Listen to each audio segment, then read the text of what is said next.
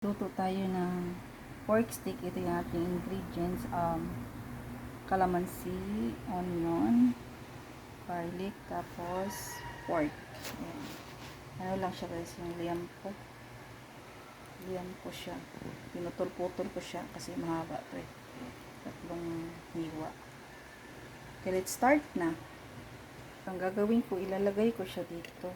Yung ating mga baboy. Diyan. Pwesto natin siya dyan. Okay. Ayan, nalagay na natin siya. Tapos ilagay na natin yung ating garlic. Garlic. Ayan.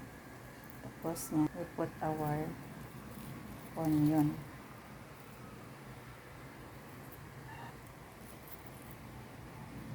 Ayan, ayusin lang natin. Tapos, what we put here, ang calamansi natin, guys.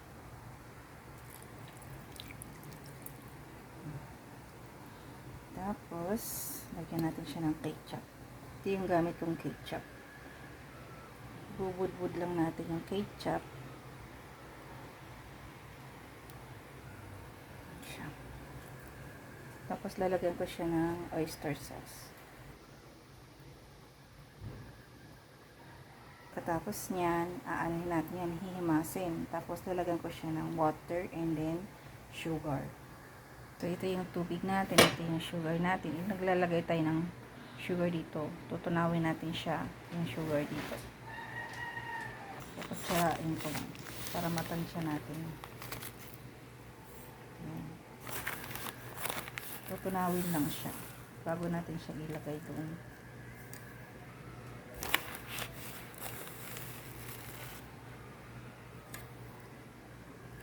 Nagkalapot. Tapos, isi-shake lang siya. Tutunawin natin. Kasi, i-mash na natin yan. Ngayon guys, kumuha ko ng pang-mash. Tapos, lalagyan pala natin siya ng paminta muna. Ito yung asin natin, iodized salt, tapos black pepper, brown. Yan, turan lang.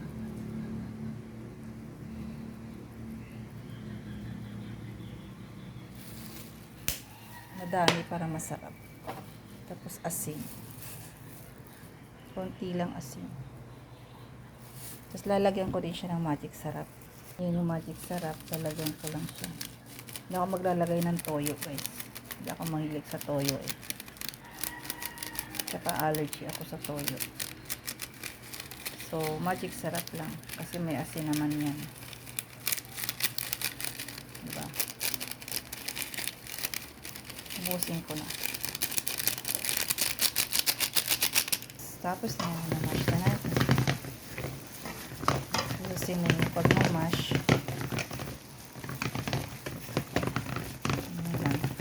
Tapos yung tinunaw nating water na may sugar, ihahalo na natin siya. Ayan. Diba? Ganyan. Ayan guys, I put also bay leaves and garlic powder and turmeric, ginger. Tapos ipakuluan na natin siya. Ready to cook na. So ayan, nandito na sa kawali. Takpan natin siya. Dahan-dahan lang sa pag-unang painitin natin siya. Tapos i-ano natin siya sa lower heat. Okay? So ayan na siya ha. Wait lang. Natin to guys ha. Ayan, kumukulo na siya. So hinaan natin yung apoy. Hinaan natin siya.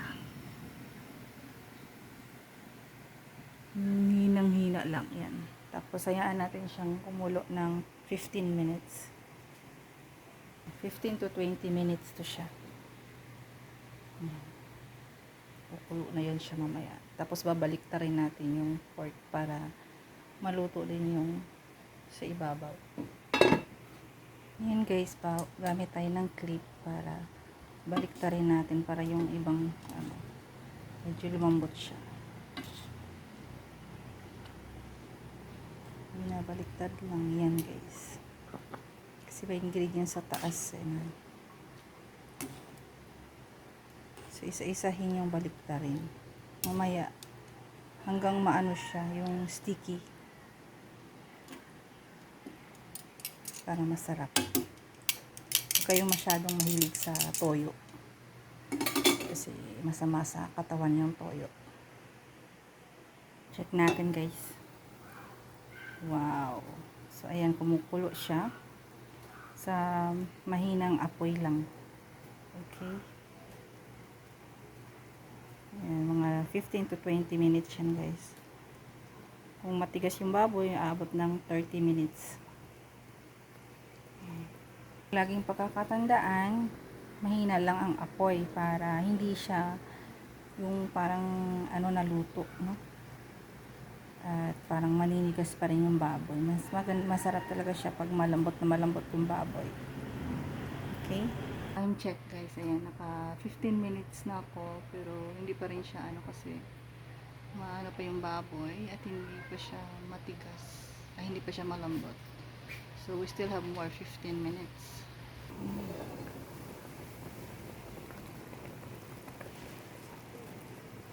Ayan siya.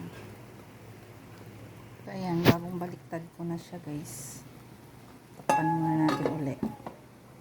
So, ayan guys, okay na siya. After nating tanggalan ng mga excess oil niya. Ayan. Kasi kailangan yung tanggalin yung mga excess oil. And, masarap na yung kanyang sauce. The best na. Diba, gel? So, hindi lang huhugas. And, ihainin na natin to kasi naka na tayo. Malambot na yung pork. And, yeah, letting this is enough. Kasi gusto nila yung sauce. Okay? Teka lang. Hainin na natin siya guys. Isa-isa. So, before natin siyang hainin, we have to leave it like 3 minutes bago siya ihain para mag-simmer yung kanyang taste doon sa meat. Ito ko ilagay yun guys. Tapos tatakpan ko siya nito. Okay? Roast with love. So yun guys, ililipat na natin siya dito sa ating tatransfer na natin siya gamit yung ating i-arrange lang natin sa isa.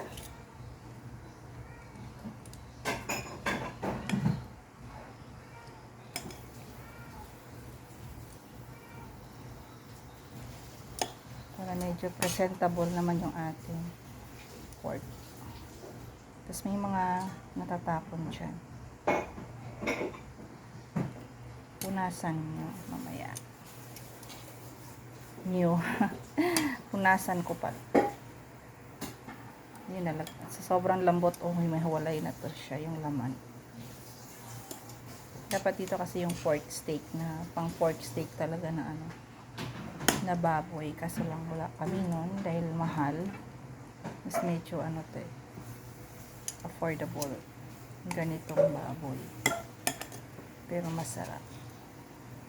Ayan, hinihiwalay na to. Sobrang lambot. Diba? Sarap na yan guys. Why not try na sa ating recipe? Filipino Rockall TV na recipe. Pwede nyo itong gawin para sa Pasko. Ang inyong pamilya maging masaya na dito. Yan ang sauce. Daming sauce niyan. Sauce pa lang. Pwede na ulam na. Diba? Pwede nyo siyang, optional din, pwede nyo siyang lagyan ng pepper. Wala kasi kaming pepper. So, onion lang, tsaka garlic. And, pwede rin siyang lagyan ng guys. Sa gusto nyo ng pineapple. Sarap din pag may pineapple to.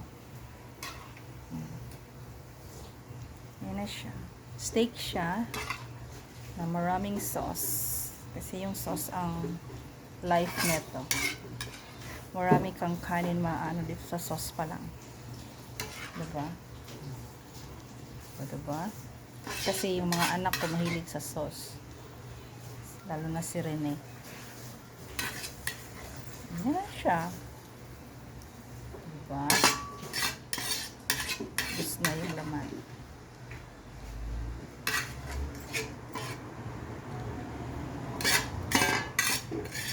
So, try nyo tong recipe na to sa gustong basta ilalagay natin sa description kung ano yung mga ingredients na ating yan na siya guys, yung ating pork steak with sauce.